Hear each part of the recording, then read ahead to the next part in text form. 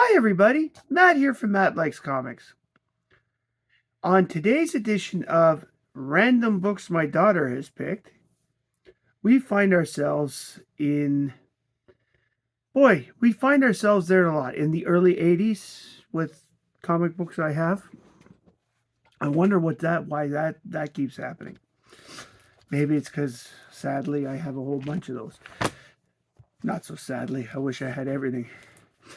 Now, in this one, I only picked 8 books instead of the usual 10 because this one is a little more detailed, and this series is absolutely amazing.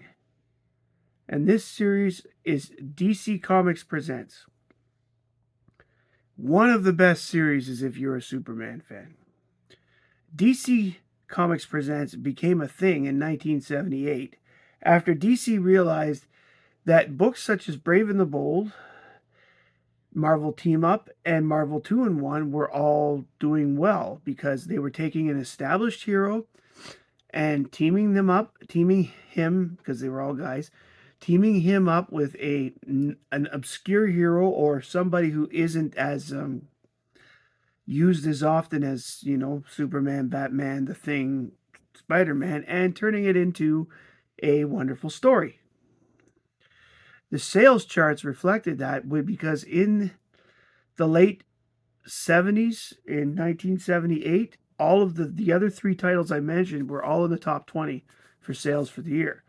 Brave and the Bold snuck in at 18, and I believe Marvel Team Up was in the top 10, and Marvel 2-in-1 was in between. So the sales were doing great. Also, the fact that, except for a brief period of World's Finest between issues 198 in November 1970 to 214, which was November 1972, Superman never really had a team up title. That period of World's Finest happened because they were trying something, because Batman had Brave and the Bold, and they were trying something, but they were keeping it World's Finest because a way to do it. The experiment stopped when they brought the Super Sons in with issue 215, and I think they should have continued with the Superman things based on the Super Sons stories. Super Sons, by the way, interesting reading, but it's not really in continuity. Bob Haney is always seeming to do that sort of thing, the writer. Now, DC Comics Presents as a series lasted 97 issues and 4 annuals until 1986, when the series was canceled because of the Crisis on Infinite Earths. They decided that the concept would continue, and after Crisis, starting with issue 584 of Action, they tried to do it, but with issue 599, it stopped. There were no more team-ups in there because Action was going to the weekly format after issue 600, and 600 being the big anniversary. They weren't going to do a team up for that because, it was a nice 80-page giant. So, the issues that my daughter picked out were issues 27 to 34. During this period, a lot of the DC Comics Presents books had a backup feature called Whatever Happened To. I will tell you whatever the name of the feature for each book, but I'm not going to get into those stories. I'm only going to stick to the Superman part of the book. Because again, read the books. I like to see people reading their comics. It's funny how she picked this one, because this is actually the one she picked, and I decided not to go forward, forward, because there's just too much, and it could have been a long video. This is issue number 27. The Key That Unlocked Chaos. Covers by Jim Starlin. The writer is Len Wein. The pencils were done by Jim Starlin, and the inks were done by Dick Giordano and Frank McLaughlin. This is the first appearance of Mongul. Superman is lounging when a holographic face of Mongul shows up in his living room. He has kidnapped and shrunken Superman's friends in order to get Superman to retrieve a crystal key locked in an isolated crypt. Turns out that the planet where he has to go to is known as New Mars, where the Martian Manhunter lives. Superman and Martian Manhunter fight on Superman's arrival. Superman wins and he gets the key.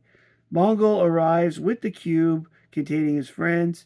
It suddenly breaks as the Martian Manhunter managed to break the controls of the cube. While invisible, Mongul takes the key and flees. Superman pledges to get help and recover the key. That book, by the way, was cover dated November 1980. It's the beginning of, that's why I said 1980s. Really cool book, by the way. This one is worth a few dollars, but it's also one of those books that has the potential to grow if some of the rumors are true and Mongul may end up in the Superman movies. Which leads us to the next book called Warworld, issue 28, December 1980. Covered by Jim Starlin and Tatiana Wood. Couldn't quite read that. Writer Len Wein, pencils by Jim Starlin, inks by Romeo Tangfarrell. Superman and Supergirl take off to Warworld, and Mongul has already disappeared with it from the place in the area that it was. Warworld's got this, it's like this big planet-sized weapon, like the Death Star, but it was known to be in a certain area because it was the product of a failed civilization, and Mongul has gotten it and stolen it and moved it. Okay. They finally figure out where Warworld is and are amazed at the size of the planet. Their vision is able to find Mongul on the surface as he's heading down into the lower levels. The super cousins trigger an alarm with their arrival and shouts, and as a result, the automatic system starts shooting missiles at the cousins as they approach. They discover that even though they're powerful, they can only handle one hit, and otherwise it starts draining their powers. So Superman then has the idea of drawing Mongul with his weapons, like to try and reduce the number of weapons available on the system. The plan begins as Superman lets Mongul see him and begins to fight him.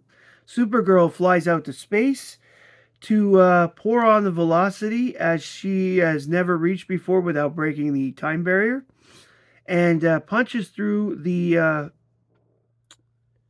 entire planet, destroying the computer core.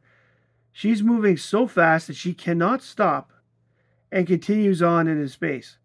When Superman manages to get Warlord to self-destruct, he notes that Mongul has escaped again. Another good one. Pardon my pauses. Things are happening here. Number 29. Where no Superman has gone before. Cover by Jim Starlin. This is the last one was December 1980. This is January 1981. Written by Len Wein, art by Jim Starlin, pencils, and inks by Romeo Tangfarrell. Superman is about to rescue Supergirl when the Spectre stops him. The Spectre tells Superman that the area he's about to enter, no living being may enter. Superman tries to pass him, but he can't get past him. The Spectre is everywhere that he's trying to get. Seeing that Superman isn't listening, the Spectre forces Superman to be educated about his limitations. He then draws an evil doppelganger of Superman to fight him. Superman wins the fight and apologizes to the Spectre. Suddenly, the Voice, and that's the DC Comics version of Yahweh God. The Voice tells Superman that admitting his own foolishness is the first step to being wise. The Spectre then gives Superman Supergirl's unconscious body, who suddenly wakes up, and they return to Earth. Supergirl had gone unconscious from that going through the planet or whatever. I don't know how that happened. It's just a story thing, right? Comics. Issue 30, called A Dream of Demons. This is Superman with Black Canary. Covered by Rich Buckler and Steve Mitchell. This is February 1981. Written by Jerry Conway. Pencils by Curt Swan and ink by Vince Colletta. By projecting a vision of the late Larry Lance, Dr. Destiny, who was first seen back in Justice League of America number 5 in 1960, manages to leave Superman, draw them in and leave Superman and Black Canary into a dream dimension, intending to destroy both. Of course he doesn't, and that is pretty cool. And by the way, I have been forgetting to mention, issue 27 is Whatever Happened to Congarilla. 28, Whatever Happened to Johnny Thunder, Lawman. Number 29 is Dr. Midnight. And number 30 is the Golden Age Atom. Issue 31. A lot of these characters, by the way, that they are doing in the Whatever Happened to were starting to show up in the All-Star Squadron book. So they were using the fact that the characters were being used in a regular book as an excuse to use them in the backup. Issue 31 is called The Deadliest Show on Earth. It is Superman with Robin. This is March 81. Covered by Ross Andru and Dick Giordano. Written by Roy Thomas and Jerry Conway. Pencils done by Jose Luis Garcia Lopez and inks by Dick Giordano. This book represents probably an all-star lineup of the people that worked at DC Comics at the time. Garcia Lopez was the artist who did the DC art guide to show what future artists, how to draw all the various characters. And he was considered to be the best overall artist to do DC work that was used for promotional things such as cartoons and other things like that. Ross Andru was considered to be one of the best pencilers that they had at the time. Dick Giordano, not only being an executive, was also one of their best inkers. Roy Thomas, Jerry Conway, well, we know what their writing's like. Basically, the backup story here is Whatever Happened to Robot Man. This is Robin becomes upon a circus of mind-controlled performers whose roster includes Superman. How does he escape? Read the book. Next up, we have issue 32, which is from April 1981. The Super Prisoners of Love. Covered by Ross Andru and Dick Giordano. Written by Jerry Conway and Roy Thomas. Pencils by Kurt Schaffenberger. And inks by Vince Colletta. Unfortunately, Vince Colletta is not one of my favorite inkers. But Kurt Schaffenberger, anytime he does a book, you know you want to have it. You want to have it. Eros falls in love with Wonder Woman, but she rejects him. In revenge, he fires love arrows into her and Superman, causing them to fall in love with each other. And this book shows Steve Trevor and Lois trying to find ways to end this. This book, the backup, is Whatever Happened to Mark Merlin and Prince Raman. They are the same person. Prince Raman made his first appearance in House of Secrets 73, July 1965. And Mark Merlin made his first appearance in House of Secrets 23, August 1959. Basically, he uses a cat-headed amulet to transfer his mind to a cat. That's his member. Prince Raman is a magician.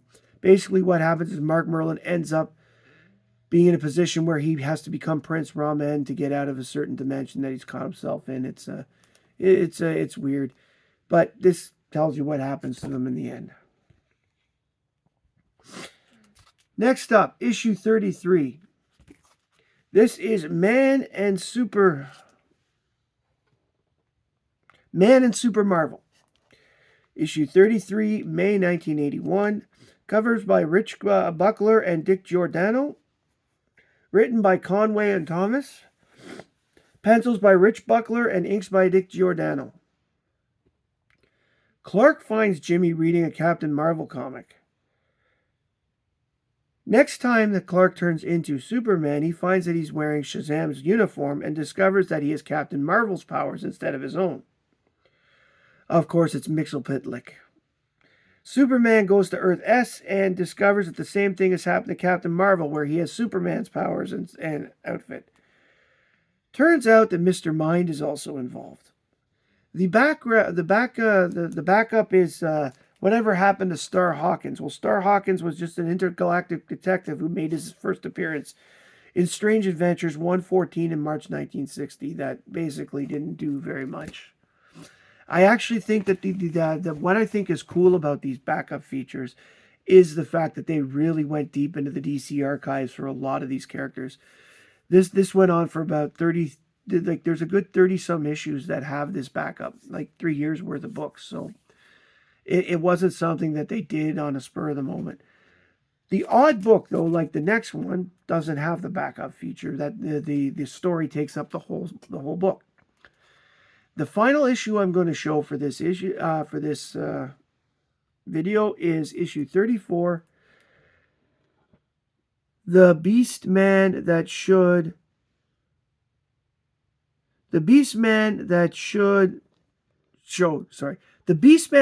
hate at the heat.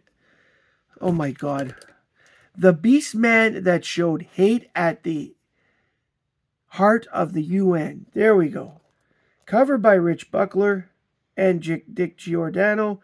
Written by Roy Thomas and Jerry Conway. Pencils by Rich Buckler and inks by Dick Giordano. This is June 1981. Superman and Captain Marvel have returned to their own bodies. They have discovered that Superman is stranded on Earth S due to Mxyzptlk. The rest of the Marvel family try to help Superman return to the Rock of Eternity, but it is being blocked by mystical myths so that the Marvels get through, but Superman cannot. This is when they discover that Mxyzptlk is being held by Mr. Mind and King Kull. They all fight, but the bad guys escape. King Kull then attacks the UN and defeats Mary and Captain Marvel Jr., but Uncle Marvel gets Marvel Bunny to save the day. Marvel Bunny. Marvel Bunny's back, everybody. After Mr. Mind and Mxyzptlk fight, Mixie returns to the fifth dimension by saying his name backwards, and the heroes easily defeat Mr. Mind and Kull. Later, Jimmy sees Clark reading Hoppy the Marvel Bunny comic books. I love the fact that they brought back the Marvel Bunny. Isn't he awesome? If you've liked this video, please hit like, comment, and subscribe below. Tell me which books you've read or liked. Tell me if there was a character you were interested in, if there was a backup feature to in DC Comics Presents. As I said, there were quite a few of them. I did a video about it before, about the backup features. Please take the time to read some of these stories. These stories are really interesting. These 1979 to 1982 DC is really underrated. They had a lot of good stuff going on, but a lot of people didn't read it because Marvel was the big cheese then. So give it a bit of a whirl. It's an interesting time. Thank you very much for spending time with me today. My name is Matt. I like comics, and I hope you do too. Bye, everybody.